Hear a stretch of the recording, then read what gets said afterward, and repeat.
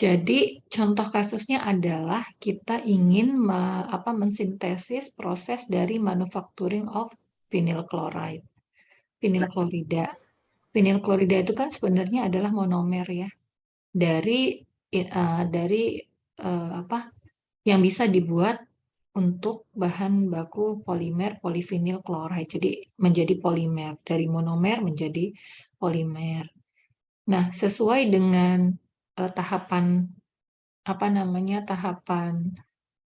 sintesis proses, masih ingat ya, kan ada 5 tadi. Nah, ini adalah step satunya. Nah, step 1 kan kita mengeliminate differences in molecular type. Nah, itu kita punya alternatif reaksi. Nah, ini reaksinya apa aja? Ada 1, ada 2, ada 3, ada 4, ada 5. Sementara kita kan tidak mungkin memilih semuanya kan. Kita pasti hanya bisa mengambil salah satu alternatif yang akan kita kembangkan menjadi sintesis prosesnya. Hanya kita bisa memilih satu yang mana yang akan menghasilkan vinyl chloride.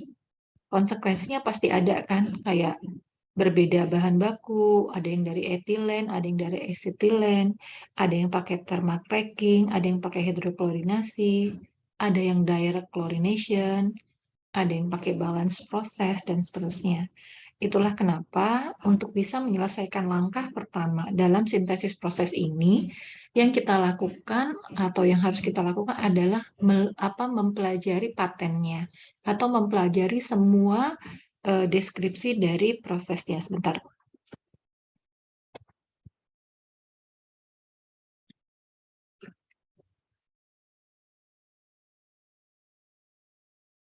Nah, ini adalah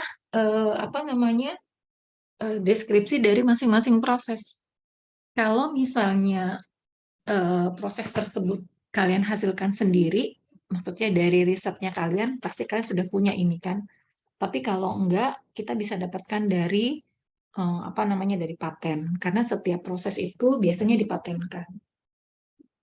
Nah, untuk proses yang pertama adalah proses direct chlorination. Reaksinya demikian. Kita baca, kita lihat gitu kan. Kita lihat kira-kira apa kelebihan dan kekurangan dari masing-masing proses ini gitu. Kayak misalnya pada direct chlorination, kalian menemukan kelebihan dan kekurangannya enggak? Apa? Ini puasa pada lapar kali ya? Apa pada ngantuk nih? Apa kira-kira menemukan beberapa kata kunci? Tidak menghasilkan banyak produk, Bu. Iya. Oke. This reaction appears to be dia sebenarnya reaksi yang atraktif, yang menarik gitu kan. Karena dia berlangsung secara spontan dengan suhu yang tidak terlalu tinggi, hanya a few hundred degrees Celsius. Tapi dia punya kekurangan nggak?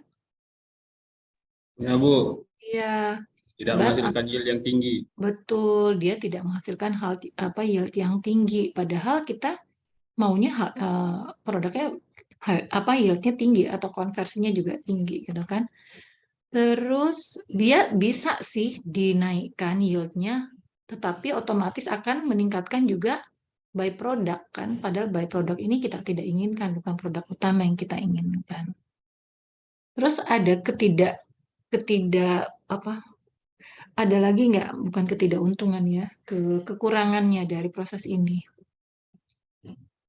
Apa dia bilang? Another disadvantage is that one. Iya, dia pakainya klorin ya, mahal.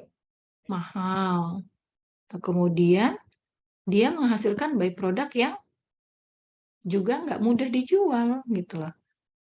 Si hidrogen chloride ini dihasilkan tidak mudah dijual. Oke, udah jelas, berarti kita udah punya nih kekurangan dan kelebihannya ya. Bagaimana dengan proses yang kedua? Proses yang kedua itu adalah hydrochlorination of acetylene. Kalau kita lihat reaksinya satu tahap ya, dia tidak menghasilkan reaksi samping kan? Dia hanya menghasilkan Vinyl chloride-nya. Berarti ada kelebihan.